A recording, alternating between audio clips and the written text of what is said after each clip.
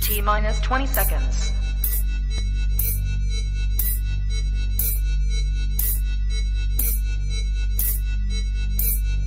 10, 9, 8, 7, 6, 5, 4, 3, 2, 1, 0.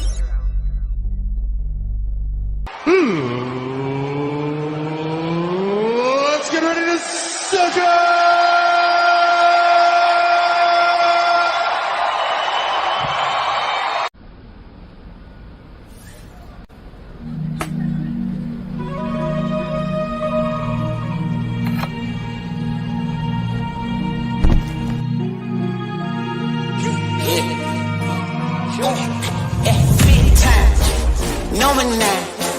Diamonds in my teeth, I got a lot of shine.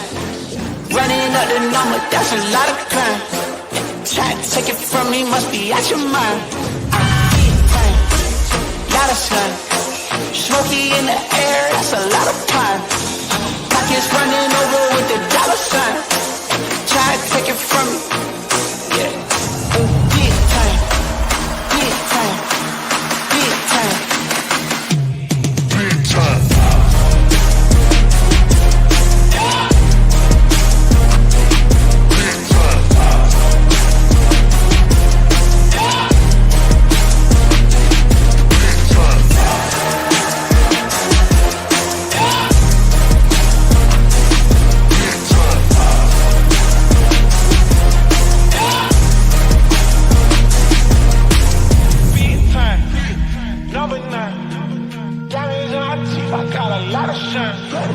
Running up the numbers, that's a lot of crime. Try to take it from me, must be out your mind. Lot of sun, smoky in the air, that's a lot of crime. Pockets running over with the dollar signs. Try to take it from me. Big time.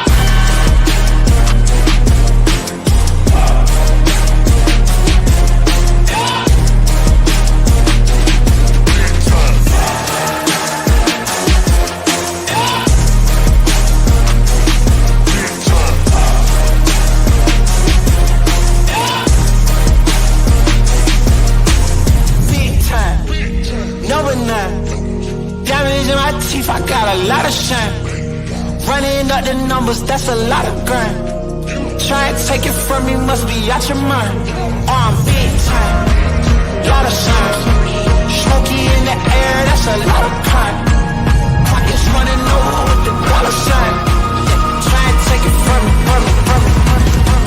Big time. Number 9.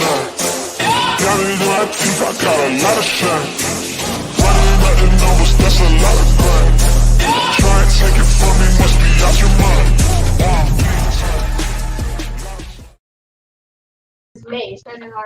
And what's up, everybody? DJ Yoakley with you here on the Ysn Power Hour. Once again, Paul is turned up. I can hear everything that's going on in the study hall room at South Range. Welcome to a Thursday edition of the Ysn Power Hour. Again, DJ Yoakley, Billy Mack there. We got the Q-Meister back on the ones and twos. And I believe we still have EB, Paul, and Rob here joining us today on the Power Hour. Gentlemen, how are we? It's the terrific Thursday. How about that? Chilling like a villain. I'll take it. I'll take a terrific Thursday at this point. I don't think anybody would be against that. Rob, how about you? Hot take. Big Rob, goals, huh? Well, see you later. Yeah. Rob, can you hear anybody? It's kind of like cutting out like crazy. Hold on. Yeah, Rob's in a dungeon. All right, everybody, hang on tight. We're gonna give you a 5-minute timer.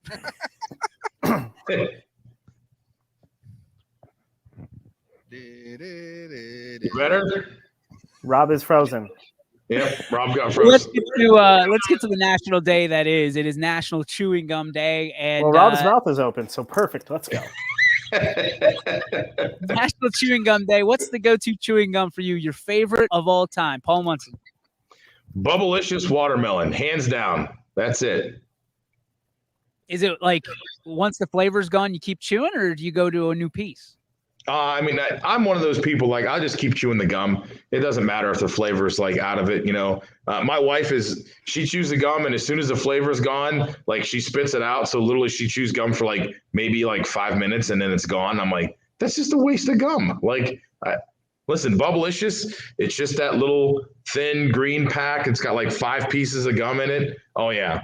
I mean, back in the day, Big League Chew was the shit for the longest time. But Big League Chew was like, you start chewing it, and like it's like all of a sudden it's just sugar in your mouth. Watch his name all these gums for everybody. Go ahead, take it away, Paul. We know yours is Big Red, right? No. The purple one still works, so we'll keep that one. What's yours? It was Big League Chew. Which kind? Any of them. Any of them. All Is it just me? Sometimes all together. Like doesn't matter. You do mix and match with Big League Chew? Yeah, I just listen. It would look like Manny Ramirez. yes, or like Manny Ramirez is a good one. EB. I think it's Trident, but like Melon Twist. I don't know. Kyler Jameson got me onto it last year because apparently I turned into the gum supplier for Salem girls basketball. Melon Twist was a go-to. Before that, like as always, the sweet mint. But then I was told that was trash. So I went to the fruitier flavors per se. We're definitely going to go Melon Twist right now. I'm going to go off the map right now. Fruit Stripe. You guys remember Fruit Stripe? Oh, you did went off the map. Like 3 seconds of flavor and gone. Like not even real gum. Well, what was the other? Juicy Fruit was good too. Right there. Can you see it? No, Paul, they can't see it, but I can. There we go. Fruit Stripe gum. What is that from? Like 1998? 5 juicy flavors. No, I actually got it about a month ago. Sells at a quarter piece, study hall. Yeah. We got bees. Your arms are useless. Yeah. Run for your life. Is made me cough. Is Rob back or no? No, he's having bad technical difficulties wherever he's at. Well, we know his is going to be Big Red then. He is 100% Big Red. Because it's angry, it has a bite, and it's red, just like him. He epitomizes Big Red. Who likes cinnamon gum though? I can get behind Big Red. Not I like Big Red. I'm a juicy fruit guy though. Not like 7 and 7 over there, but Juicy fruit though, like if you got like the pack of 5, you just had to like chew all the pieces at once. what is it with you? Like, aren't you just asking for diabetes? I don't know. You're like you have the biggest sweet tooth I've ever seen. Yeah, my dad has a huge sweet tooth as well too. He can't do it anymore because guess what? He's like 65 and he found out he got diabetes. So he got the sugar. Yeah, he got the beatus. My wife's laughing at right now because that's the new term, the sugar. They call it apparently in some different communities. I saw a great T-shirt. It was Wilford Brimley and Butthead, and it was Beatus and Butthead. That's not even nice. What are you doing back there? Huh? I was gonna take a drink. You don't have to turn my mic off. I'm not that loud of a drinker, am I? Derailed. Let's get to our Bear Brothers Would You Rather, brought to you by our friends at bearbrothers.com. Their family's heritage, your family's home. Here's a would you rather, because guys, I've been obsessed with this over the last 24 hours. Would you rather, if you were how do I say this? If you were an escaped convict, would you rather be tracked down by the FBI or Dog the Bounty Hunter? Can I go first? Go ahead. The FBI, because they'll never find me. He'd be hiding behind you. And that's the end of it. Thank you, Bear Brothers. Anybody else? I'm with Billy, man. I mean, FBI is looking in Florida. Dog the Bounty Hunter is sniffing scents on the Appalachian Trail. I'm definitely going FBI. Paul? They'll be like, oh, he's from Ohio. Let me go check in California real quick. I mean, I mean, I guess for the novelty factor, I would say dog, because it'd be pretty cool. You could say, hey, I got caught by Dog the Bounty Hunter. But yeah, I mean, if somebody's going to be chasing me, the FBI, I mean, listen, eventually they find their guy. It might be 20 years later, but eventually they find you. But I mean, listen. I found the Zodiac. They got to turn it into a show first, apparently. Yeah. Yeah. So, yeah, I mean, if somebody's going to find me, let it be Dog, because then you're a little famous for, Dog finding you. Yeah, I gotta tell you, if Dog the Bounty Hunter gets this guy, he better get his damn show back. Yeah. Like A&E better be like, hey, listen, Dog, we rethought everything. You were the greatest bounty hunter of all time. And I guarantee you he's thinking the exact same. You and Boba Fett can have your own show. He might even have his own movie at that point. Yeah. Rob, are you back? Can you hear us? Yeah, I had to move closer to the Wi-Fi. Netflix Okay. is right now in the fix of creating Dog the Bounty Hunter again. The fact that he knocked on that cat's door for 5 minutes and then they called 911 on him. I love it. The dog's gonna get you. Here comes the dog. Oh, Rob, would you rather be caught by the FBI or Dog the Bounty Hunter if you were trying to escape? Oh, Dog the Bounty Hunter. He's going to have one hell of a conversation with you when you're in the back of his SUV. You can smoke a few cigarettes and then, hang out for a little bit. And then they take you in jail. And then you get to hear how much he loves you, brother. I love you, brother. You're being good, brother. It's nothing good, brother.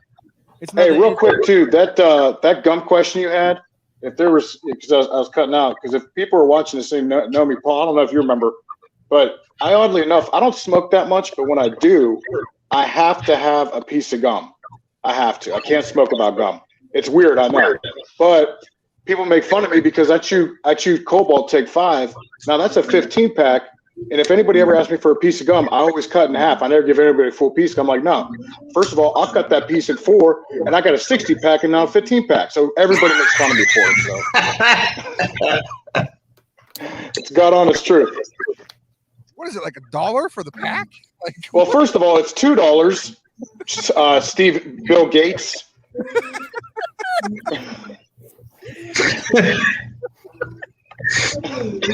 Bill Gates. Hey, dollar store is not going to be, or Dollar Tree isn't going to be $1 anymore. So you got to start saving them pennies, man. Dude, I was watching for the real. news this morning and they said, "Oh, the Dollar Tree, you're gonna have to use more than $1." They started out saying one of your favorite stores to shop at. I was like, whoa, who's shopping at the Dollar Tree that much that it's your favorite store? Yeah. Not me. But anyway, yeah, the dog story's got me just absolutely howling. I'm at home and I sent you guys the one picture that I found with him on Mount Rushmore, like the dog. I don't know. Every time I think about it, does anybody watch South Park? I think of Cartman being Dog the hallway monitor. Wasn't it raccoon, not the dog? I don't know. I think it was the raccoon. I just remember him going, "I'm a dog, the big bad dog, the hallway monitor." That's a really good impersonation. Yeah. I think it's pretty good. We are here in Canfield, Ohio, home of the Canfield Cardinals, home of Quinn Pushkar, home of Richie Giuliano, home of Gary Niddle and his championship daughter, cheerleading daughter. Right, Paul? Grace, right? That's correct. She was a champion, I think, tumbler the other day. Championship tumbler. And we will be joined at 5 p.m. by Coach Pav and the captains of the Canfield Cardinals as they prepare to take on the Austintown Fitch Falcons. Now, we had a conversation going before we sat down here, not the heated one, but the one about Austintown Fitch and how much they need this game. And I'll be honest, Canfield doesn't look like they're ready to just give it away, Billy. I mean, when you look at how much Fitch needs this game, if they lose, that's 3 in a row. What do they need to do to come out here and storm the nest? Yeah, 3 out of the last 4. Man, they're going to have to control the football, not turn it over, and play great defense because this Canfield Cardinals team can move the football and almost and Lowry can just get you out of jams, 3rd and longs. I mean, he's way better than Baker Mayfield. Shout out to Scotty of getting you out of jams of 3rd down and long. So he's a problem. and they're going to have to contain him, keep him in the pocket, and don't let him break free and take off and do some damage. BL is always better than BM, right? Right. BM is in bowel movement. Baker Mayfield. Paul, when you look at this Canfield Cardinal team, not exactly the one that Austin Town Fitch necessarily wants to face this week with, I don't want to say season on the line, but my goodness, it's getting down there to the nitty gritty. Yeah, this is going to be a big game for them. I mean, it's a big game, in the Valley because you've got, two of the big schools battling each other. But yeah, I mean, Fitch has had some up and down games, some games that, they probably should have won and they should be, right there. And now they've got a chance to, put this one in the books. They get this win, this will be a big win for them. So I don't know if it's make or break for their season, but I mean, it's going to be, it could turn some things around for them if they can get this win for sure. I wouldn't say make or break either, Paul, but I mean, correct me if I'm wrong or if you agree with me here, is if for some reason Fitch loses this game, how big is the Boardman game coming up then? That's a must win, right? I think both games after that would be must win. Well, or 8, 9, 10. So yeah, I guess 3 games. But I mean, who do they have? East? Because now you're looking at they got Wadsworth after this. So I don't know anything about Wadsworth other than that they're picking up our feed for that game. Who knows anything about Wadsworth? They're horrible. They're 1-5. Okay, so which means they're not getting any points from them. Yeah. So then you look at weeks 9 and 10, and who do they have then? They got Boardman and then Harding. Boardman, which are Boardman, that's no slouching games. And Harding hasn't, produced the wins yet. They're a good football team, which they're scary because they can beat anybody. Good quarterback, but they don't have the wins either. So they don't have the points either. So it'll be interesting. EB, your thoughts on this Canfield versus Austin Town Fitch matchup? Quit swinging at him. You're making him mad. Yeah, Billy, quit swinging at him. Just be still. Billy, do us a favor. Quit swapping at the base. Thanks. What's going to happen is you're going to see. Can we get a squad car? Can we get a squad to come over here and on live on YSNLive.com? If you're on cops, you can't have sleeves on, dude. It's one of those things. Yeah, I don't know if it's must win for Austin Town, but it's a big win or a needed win. It kind of takes some pressure off because you're not going to get points from you're not going to get points from Wadsworth, or you're not going to get a lot. These games coming up for Boardman, it's going to be a big game for Boardman, and like Billy alluded to, Harding can play with just about anyone. They've just been on the wrong side so far, and I'd like to think to say for Harding, it's going to tip the other way, and Harding's kind of in the same boat. They have the playoffs kind of started for them this week, so Fitch, kind of in uncharted territory after the past couple of years, to where you've lost 2 in a row, or you don't want to make it 3, and Canfield is not going to roll over and say, "Oh yeah, just come in and take care of us." They have big implications for them too, for what they want to do, especially in their region with playoffs coming up. So, Fitch, I don't know how healthy they are. I know they were missing a couple kids last week. I don't know if they get them back this week or not, but you have Sherwood and company, and they're going to come out, and I think they would like nothing more than to notch another loss in Canfield's belt. Well, let me ask you this too, guys, because last year, didn't it seem like Canfield was a bigger deal? Like we heard about them every single week. No matter what news channel, it wouldn't matter what you turned on, Canfield was out there. What is the difference between last year's Cardinals and this year's Cardinals? Yeah, that's a great question because they're 5-1. Their only loss is to an undefeated Dover team. Damn it, Paul. What? It's exactly where I was going with that. Sorry. And it's they only lost by a touchdown.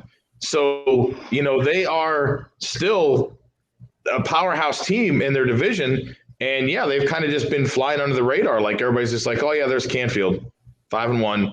Okay. But I don't know if people are maybe looking at their schedule and saying, well, they really haven't beaten anybody really big except for that Poland game at the beginning of the year. I don't know. I think this will be the gauntlet for them. A Fitch team, they're going to get East next week, but then they get a Holland team that's kind of scary, and they finish the season with Boardman. So maybe this is where we start hearing about them. Do you think that Poland game looked as big as it was now, looking back on it? Yeah. Really? I mean, That was a big deal. Yeah, I guess that, but like with 3 losses and granted they were against 3 good teams, like you look at that and is Poland that big of a win in week 1? Is it your I signature think win? so. What's the signature win for Canfield this year? We got Gary Middle back. New Philly. Yeah, New Philly. So far, Philly? New Philly's a signature win, says the voice of the Cardinals and the coach of the year for YSN baseball, by the way. Dover. He said the best performance is against Dover, but even with the loss. So yeah. Well, and maybe that New Philly isn't so impressive because New Philly's wins are all against teams that are under 500. Let's keep New Philly on the up and up here because they're trying to join YSN.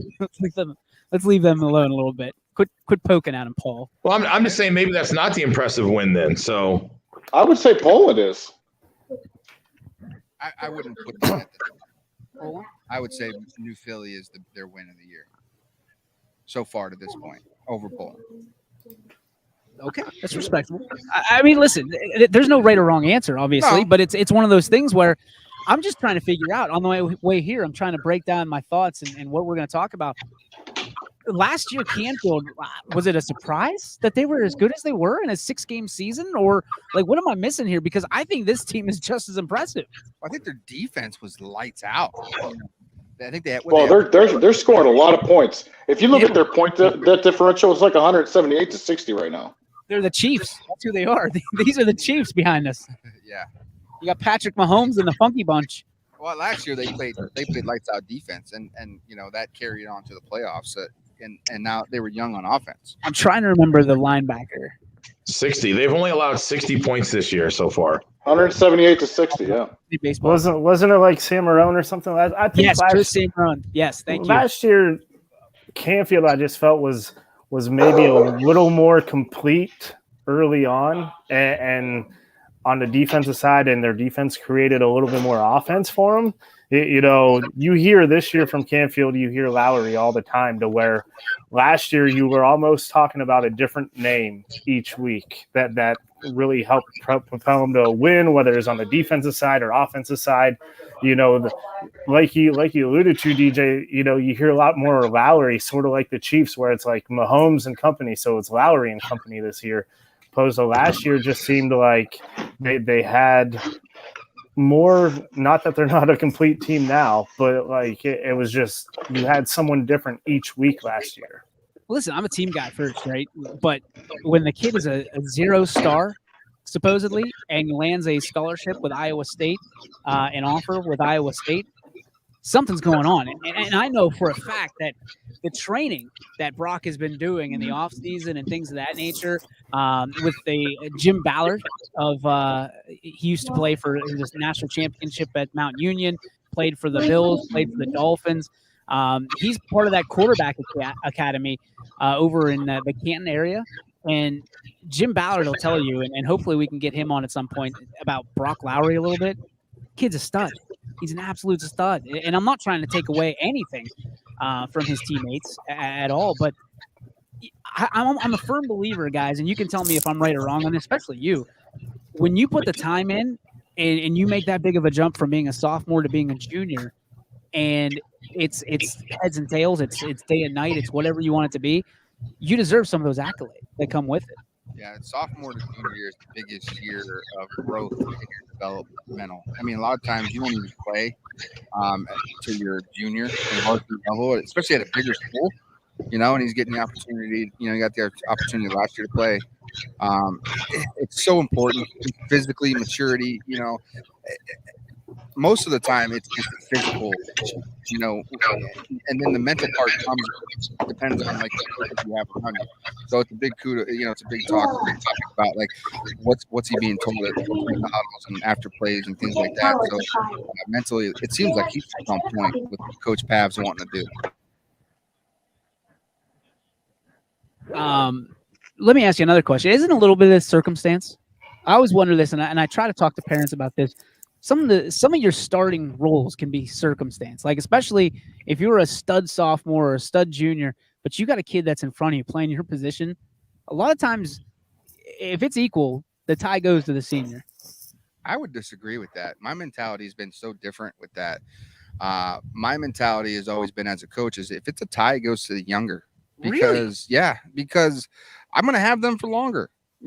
Like Yep, I agree. It sounds weird, but like I don't give seniors breaks. They've had the 3 years of opportunity to prove me right or wrong, or to prove them right about time. And if it's a tie, I'm going with the younger. I'm going to get that kid experience because you don't know what's going to happen, and you can always fall back to a senior as a backup. I always look at it as like a backup having a senior as a backup is a good thing. Like it's a really good thing. It's kind of like having a vet and like a 13, 14-year vet as a backup quarterback in the NFL.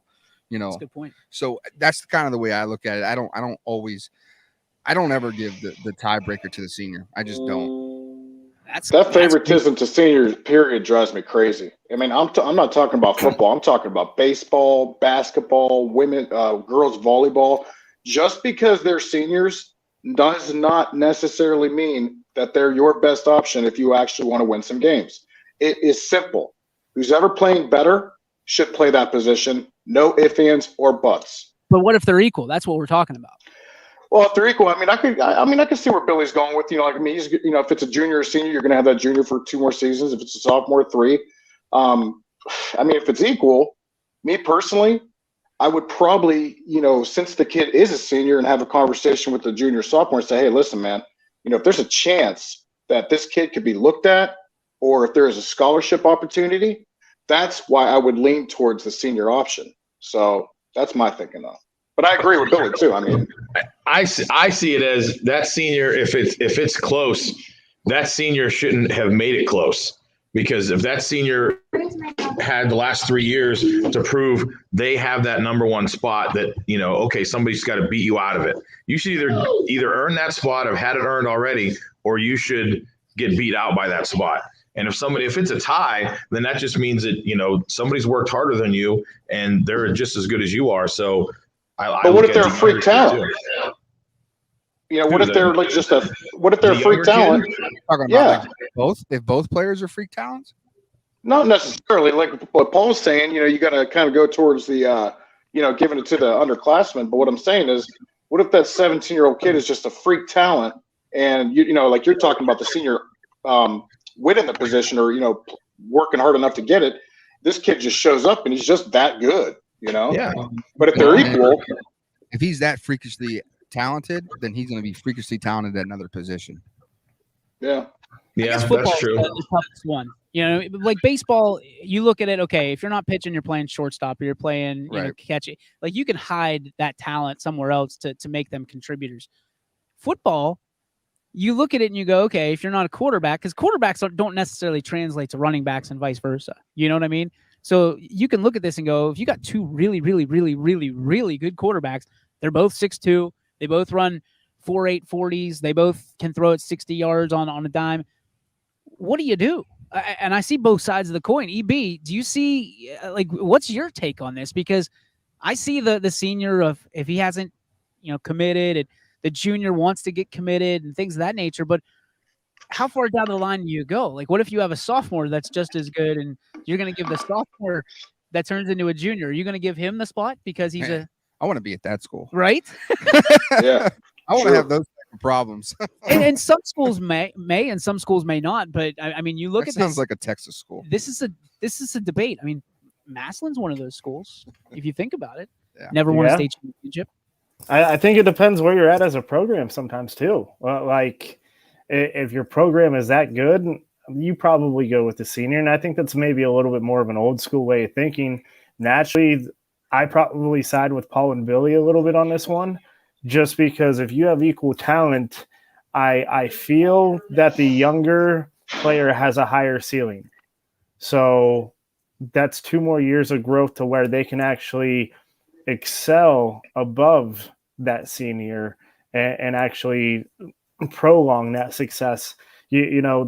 That's my take on it. If they're equal at this point in time, then down the road and with reps, then that sophomore is going to be better anyways. And the growth for that sophomore is going to be probably quicker than it is for the senior. I think we actually saw this last year and 2 years ago, and we will talk about it when we come back for this break on the YSN Power Hour, brought to you by these great sponsors. New things happen all day. Some are good, some not so good. In today's complicated world, while you're busy working, playing, and living life, we're busy helping you make sense of the day's news. And there's only one place where it comes together with clarity, context, and accountability. It's 21 News at 6 with me, Madison Tromler, and Derek Steyer. 21 News at 6. It's what the day's news really means to you. Welcome home to a home made homier with Baird Brothers Fine Hardwoods. Inspiration starts at BairdBrothers.com and is turned into reality when high-quality hardwoods are delivered right to your home. Baird Brothers has the latest design trends, shiplap and skinny lap interior siding, antique oak rustic flooring, and, well, you'll find them all at BairdBrothers.com. Ordered easily, delivered conveniently, enjoyed comfortably. BairdBrothers.com. At Greenwood Chevrolet, shop with confidence knowing we're ready to go the extra mile for you. With the largest selection of used vehicles in the Valley, backed by the Greenwood Advantage Warranty. Every one of our vehicles has undergone our own 126-point inspection, so it passes the most important inspection, yours. No other dealership has the extra inventory, gives you extra for your trade, and goes the extra mile for you. Only at Greenwood Chevrolet. WRS Wealth Advisors, the area's premier wealth and retirement specialists. Located on South Avenue in Boardman. Quality, customer service, and integrity. Those are the 4 words that have driven our success since 1957 at Joe Dickey Electric. Joe Dickey Electric is one Mahoning Valley landmark business that stays current with the requirements of our customers. Family owned and managed, we are an electrical contractor and energy solutions provider. Every member of our team adds to his or her skill set through ongoing training. Residential, commercial, industrial, automotive, and more. We keep ahead of the needs of our customers with a fleet of more than 50 vehicles and 24/7 emergency service, so you're never left in the dark. And welcome back to the YSN Power Hour here on this Thursday, live from Canfield. Billy and I, we got Quinn with us doing the ones and twos behind the screen. And before we left, guys, I wanted to talk about, we had talked about, who gets the edge when it's kind of an even Stevens situation on the depth chart.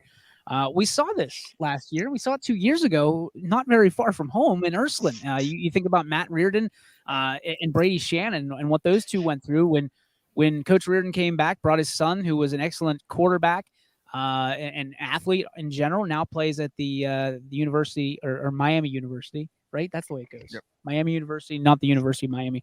The Redhawks. And you also have a guy named Brady Shannon, who's pretty good in his own right. Brady, a really good quarterback. Matthew, a really good quarterback, but Matthew could help you out on the wing, and do some athletic things on the outside as well. So when you look at that, is that a great situation? I think Ursuline did a really good job with it, and Coach Reardon did a really good job with it. And you kind of have to have those kids that are unselfish, like a Matt Reardon, and say, listen, if it helps us win, I'm going to go play wherever it takes. I don't care if it's O-line, D-line, wide out. If I'm carrying water for you, if it helps the team, I'm there. Is that kind of the mentality coaches are looking for in this day and age? I would say that, first off, I would say that's a special circumstance too, because you have a father-son. Yep. So it's the optics of it is if my son takes the head coach job, what does it do to your team, right? If it's that close. Takes the quarterback? If I choose my son to be the quarterback of that team, what is it going to do to our team? Right. Usually it divides a locker room. So that's, you see what I'm saying? Yep. So like maybe this was sort of the case, you know what I mean? Because every father's dream is if you're the head football coach is I want my son to play quarterback. Always. And coaches can say whatever they want, but at the end of the day, they've always thought about that. So I think they made the right choice. Obviously, they made the right choice because it worked for them. Yep. And Brady at that time wasn't as versatile to play multiple or different positions, where I think Matt was able to. Was a better athlete at the time. So it kind of worked out, and they hooked up quite a bit for touchdowns and yards. So, I think in that case, I think Coach Reardon did a great job with it. You have to know your team in that scenario. I think he did a great job, and I mean, again, it worked for him. Paul, from your standpoint, what do you think?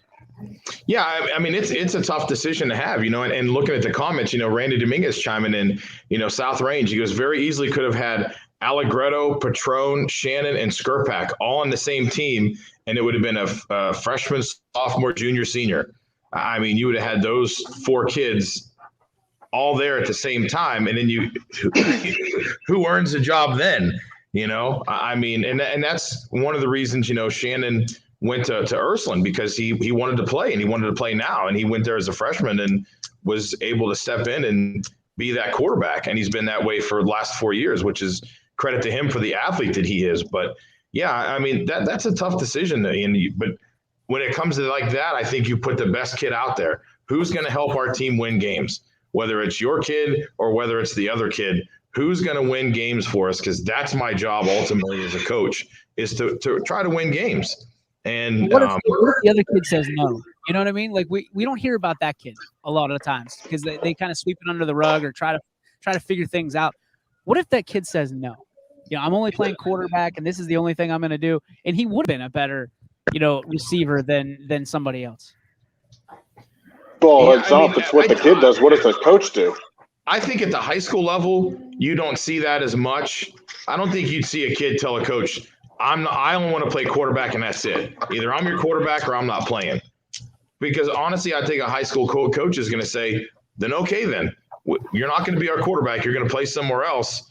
And, you didn't win the job. I mean, Allegretto and Patron, they fought out for the job. Allegretto won it. Patron had to go play a different position until his senior year when he got to step in.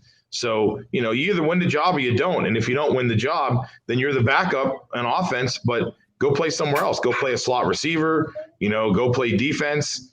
But, I mean, if a kid would ever tell a coach no, I think that would be the end of that kid's career, because that kid would be like, well, the coach is going to be like, then if that's all you're here for, then, we don't need you here then. But DJ's not talking about if the kid won the position. He's talking more or less if the kid lost the position because the coach's dad said, hey, my son's playing instead, right? Well, I think what he's saying is he's saying the kid who lost his position, the kid who finished in second, doesn't want to go play another position. He wants to play quarterback only. What do you do with that kid? And I say that you tell that kid, you either got to go play another position or have fun sitting the bench, because you're not going to play anywhere else. If he lost the position, yeah, that makes sense. But if he didn't lose the position and he ended up sitting out of that, not playing quarterback, just because the coach is, the son is playing quarterback instead, that's what I'm talking about. Like, that's a lot. That's a harder pill to swallow for that kid. I agree. I think that there's a lot that goes into this. There's a lot of politics, as people know about, or maybe now don't know about, with some of this stuff. But we never really hear the story of the kid that didn't get the job, and it's not a lot. It's, again, they're 1 and 1A. There is no difference, right? If the kid that didn't get the job says no. The point that I'm trying to make is coaches don't hold a lot of cards anymore. You know what I mean? In the age of open enrollment, coaches don't have a lot of leverage in this situation. When we went to school, they did. They said, listen, you learn to find another position or learn to play another position, or Paul, you're right, ride the pine pony. However, nowadays they just go, yeah, well, I know this school needs a quarterback, or I know this school needs a catcher, or this school needs a. But the thing with that is if that kid and that family's not willing to move, that kid is going to lose the back half of his next year. So, are you willing to throw away half of a season? Have we not seen that? What's that? You've seen it. Have we not seen that? I've watched kids, and like you're saying, nowadays you can actually have the conversation, because as soon as you hear about a kid that's either having problems on a team, having problems with the coach, whatever the reason may be, the next question out of your mouth now, okay, where are you going? And Paul, it doesn't necessarily mean, I mean, we're not going to get into this, but realistically, that doesn't necessarily involve a move if you're going to go to another high school. You know what I mean? No, but I'm saying you can open enroll. That's true. But if you open enroll and don't live in that district, you're going to lose the next season. You're going to lose half that year. But we've seen that happen. It's not like it's forbidden fruit. Like, we've seen that happen a lot, as a matter of fact. And not that we're promoting open enrollment at all or running away from your problems, but this is what I'm talking about. Like, coaches have to approach things a lot different than they used to, because now the kids hold the cards, the families hold the cards. I'm gonna pump because first off, I want to, if you have the cojones to tell coach that you're not playing another position, on one hand, I got a little bit of respect for you, okay? Because if in your heart, if you want to be a quarterback, then go play quarterback. Go play quarterback. You can't play quarterback at A school, then go to B school and play quarterback. If that's what you want to do, then go do it. Because it's Tim Tebow. It's Tim Tebow all over again. But we talk about, we tell these kids on this show all the time, follow your dreams, do what you want to do, be the man you want to be, and all that. Like, understand that there's consequences with every action you take. Yeah, you got a hot ticket coming your way. Okay. But if you're willing to jump through those hurdles, then go play quarterback somewhere else. There's nothing wrong. I don't look at it as there's something wrong with it. You know, we live in a world of free agency for NFL and for pro sports. Kids are transferring schools left and right every year. Okay, where they started school and college isn't where they're going to end in college almost anymore. So I'm not upset about it. It's like, hey, you know what? Best of luck. I really do wish you the best of luck. If you want to play quarterback, go to a school that you can play quarterback at. It's a business. Would you disagree with that? I mean, could be, yeah. Term that you can look at it as it's a business, because like at the end of the day, if you're so stern on I want to be quarterback, it's for a reason. You're probably pretty talented. Maybe you lost out the job to another talented, or maybe politics played into it. But go play quarterback at a school, because there is plenty of schools that need a quarterback. Guarantee it. What about as long as the kid's not a complete douche about it too? I mean, yeah, you know, like there's a way to do it. There's a way to go about it. But what I'm saying is, the coaches, right? You know, the coaches they used to have all the power, the coaching staffs, the teachers. Paul, I mean, you know this, you work in a school. Very little power do the teachers have, coaches have now, because, you know, kids and families, and with due reason, right? You know, everybody deserves a fair shot, but fair shot and equality does not mean that you get special treatment.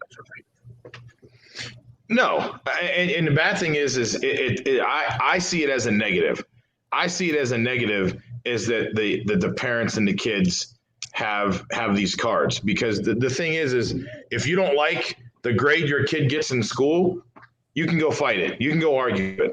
You know, if you don't like that your kid like didn't win the starting position, you can go fight it. You can go argue it. You can say, well, then fine, we're going to take our ball and go somewhere else.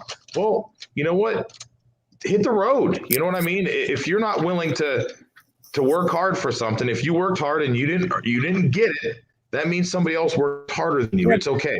If you worked hard, always the case though. Like, I mean, it's not their fault that they grew up in city A, and that's where they grew up at their whole life. And then a kid moves in before his freshman year, and then is a 5-star quarterback, and then is never going to get the job. So, and he's a pretty good quarterback. That's a circumstance or a case where you could say that has nothing to do with what you just said. It's not a negative. It's just, hey, this guy's a lot better than me. He's a 5-star recruit going to Penn State or something like that. Like, go play quarterback somewhere. Like, I can never look at that scenario and say that is a negative. And that's I'm not saying it's a negative that you're going to move. I'm saying it's a negative if you sit there and whine and cry about it and say, well, boo-hoo for me, I didn't get this, so I'm going to complain about it. No, don't complain about it. I agree, Billy. Go somewhere else. Go somewhere else, or don't complain. That's what I was just saying. As long as the kid's not a complete jerk about it, and you know, if you think about it, I would say, you know, correct me if I'm wrong, 9 times out of 10, usually these scenarios are circumstantial. Would we agree with that? Yeah. Yeah. So it really, there's a lot of it depends, but you know, if that kid, there's so many different ways to go about it, but the last thing you're going to want to do is see that kid walk up to the coach and be like, you know what, let me tell you something, bro. I've been here longer. I put it in the work. I don't care what you're saying. I'm playing quarterback. So of course that coach is going to have a sour taste in his mouth. Instead, that kid walks up and goes, Coach, listen, man, I've really worked for this position. I understand if, we're going to have a falling out on this, but I need to play quarterback. And if I need to go somewhere else to do that. I hope you understand. That's really what you that's say. respectable. That's respectable from a coach's standpoint. Yeah. But from both of those standpoints, I would take both of those people over the guy that doesn't say anything and just goes behind everybody's back and goes, "I'm moving," and I'm not telling anybody. Yeah. All of a sudden, he's gone. Yeah, because that's just chicken poop. Oh yeah. Well, now we use that word. He called it poop. What was the original question? I don't even remember. We're so about far off. Coach. Just like if you have two people that are the same, how tough is it for a coach to make a decision? Oh no, I think it was after that. It was after that. Was yeah. There was another question after that. I think it was what if a kid tells you no? I'm gonna say. Oh yeah. What if a kid tells you no? No, you were talking about how hard and difficult it is for coaches anymore about something. It is difficult for coaches, and that's the thing is like nowadays coaches there's no playbook for them. Every year they have to readjust constantly about what they're up against. And well, that's because we've got away with the chain of command. Yes, before it was if you have a problem with the coach, you go talk to the coach about it. No one talks to the coach anymore. He's friends with the superintendent, or he knows a board member, or he knows this and that, or something along the lines. So there's no go to the coach, then you go to the athletic director, then you go to the principal, then you go to the superintendent, then the superintendent presents it to the board. That's so very true. But I go back to just my roots of when I got into coaching and how it was explained to me. My first thing I should do is when I take a job is it's my responsibility to get to know these kids and build relationship with these kids. So that way they feel comfortable to come to me and have those conversations and then build those relationships through the kids to the parents so they can feel the same way. So I think as coaches, a lot of coaches get into a position where they take a big name school or a big team and whatnot with high expectations, and they take that responsibility of it's just about winning football games. Well, if it's just about winning football games, the minute you start to lose, your job is over. If you go in with the mentality is I need to build relationships with these kids and get them better, and the wins will come. I think those guys last a long time, and we have a lot of those ones around the area right now. A question I would love to ask to athletic directors and coaches alike is, if your school's not open enrollment, are you happier because you don't have to worry about this stuff? Like your doors are not open. If the kids move into your district, they're going to your school. Because I think a lot of people look at open enrollment as in recruiting, and I don't think it's the same. And here's why, is because open enrollment is a chance to better your kids or whatever. Usually you don't see it going backwards, but I could be wrong. And I'm sure it's happened if that time. Fitch is actually a good example of that question, because there was a few years ago, Kaluka, the superintendent or whatever, the parents were like basically handing him his ass every board of education meeting. They just did not like the idea. They couldn't stand it. They just wanted it gone. So it goes back and forth because, of course, depending on the locations, sometimes that helps and sometimes it doesn't. That's it. Open enrollment is almost like a 50-50 crap shot, I mean, I think Springfield's doing okay. They are. And that's my thing is Poland's doing okay. Canfield, Boardman. Okay. Boardman. Is Boardman non-open enrollment? No, I think right now there's only 4 schools in our area, and it's the strip of 224 and 170, which is Springfield. They're the only 4 schools that don't have it. And, they pride themselves on that. They always like to say homegrown, not handpicked. But at the same time, I mean, listen, some of those areas have a little more ability to get taxes out of their more important, I don't want to say more important, I guess people in those areas have a lot more money, put it that way. So they get more taxes. And Springfield's got a 1% income tax on every person who lives in their district. So that helps out. They don't have to rely on, open enrollment to help fund their school or levies. It's a little easier for them to say, we don't need that. We're just going to kind of keep everything in house. There's a selling point too, right?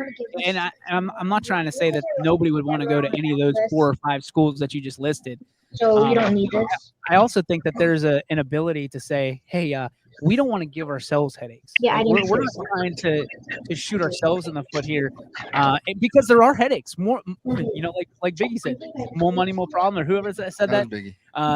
More people, more problems. When it comes to that, the what is it? The cauldron? What is it? The giant melting pot? It doesn't always work well whenever you add more ingredients to it. So it's. Do you think it's easier to be a non-open enrolled school or coach? I went to a school and I coached at a school that was we didn't have open enrollment, and we had numbers issues most of the time. Right. And I've coached places where it was open enrollment and we didn't really have those issues when it comes to numbers. Now that's not always the case, but that's my experience of it. So I would rather have numbers than not have numbers. There's no right or wrong answer here. We're not trying to pick on one side or the other. I've just always been curious. Do like coaches that are in open enrollment situations wish sometimes, man, it'd be much easier this way, and vice versa. Don't forget that open enrollment can sometimes turn into a complete jerk convention as well. Absolutely. Because first of all, you got kids that are coming in, like Struthers is a great example. You got Struthers open enrollment. Some of these kids that did not grow up as Struthers show up as a sophomore, junior. The camaraderie is nowhere to be found. And then all of a sudden you're dealing with multiple personalities left and right and conflicts and everything like that. So, that's definitely a downside, I would say, big time for open enrollment. You got to deal with a lot of new attitudes. That's everywhere. That's not just a That's a coach's job to figure that out. I mean, you're gonna have that at every place. You're gonna have cliques and weird circles that guys don't like. I mean, I went to high school at a place where I was a junior and we couldn't stand our senior class. We didn't talk to them in school. We weren't friends. We didn't hang out. And granted, we were at a place where 70 kids graduated every year, so it wasn't a very big school. And Friday night, man, you couldn't tell. You just couldn't tell because our coach was like, "Listen, you're either going to be a part of this family, or I'm going to beat you into it." Jackie Moon, ELE. Yeah. And I see one of the comments on here too that we were talking about the open enrollment schools to non-open enrollment schools. Those non-open enrollment schools can take kids though that don't live in their area. The parents just have to pay a tuition to go there, almost like going to Ursuline or Mooney or JFK. So they can still take kids, but it's a little different because you can really specifically take people that you only want there, and they have to pay you some money. But you have to go through a process. I'm sure every school has a process for that. Yeah, you have to meet a GPA requirement. You have to they don't. If I was 17 and I wanted to go to Springfield, and say I lived on County Line or Garfield, kind of in Columbiana District, but close enough to Springfield, you essentially have to apply, and that superintendent has to go through and be like, all right, is he a good student? This and that, and he could be like, well, we have a requirement of we like to maintain a 3.5 GPA. Your 2.1 isn't going to cut it, and they can reject your application to it. And that's with open enrollment in general. Any school can do that. They get a stack of applications and they go through them and say, okay, we can pick some of these kids. I mean, they're not just taking anybody who wants to go there, but it's tough. I wouldn't want to be on a school board and a superintendent on which kids get to come into the school district and which don't. You would. Yes, you would. I would. You would be the first one on there, Paul. Nope. I would absolutely want to be on that board. Oh, without a doubt. Especially if I'm a coach. Knowing Paul Munson. Oh, I guess if I'm a coach, does this kid play baseball? Yeah, he's a good baseball player. Okay, let's go. But in general, I don't care who it is. I'd be like, hey, you got to go, SpongeBob, not a chance pants. I also like with open enrollment schools, and this doesn't get said nearly enough, is that if kids cause problems as open enrollment, they're gone. See ya. Bye-bye. Yeah, I mean, honestly, I've always been the type that, I've always believed in second chances. So, if something happens where you do the open enrollment and you mess up and you make a mistake, my conversation would be very simple. Okay, listen, this is your get out of jail free card. I am the last person on planet Earth that has any kind of right to burn anybody the stake of the first mistake. But that second one, out. See ya. Yep. Yeah, I like that. I don't think that gets said nearly enough. People usually look at, at this as open enrollment is a free pass to go to a different school. That's not the case at all. So good conversation, gentlemen. Good conversation, which leads us to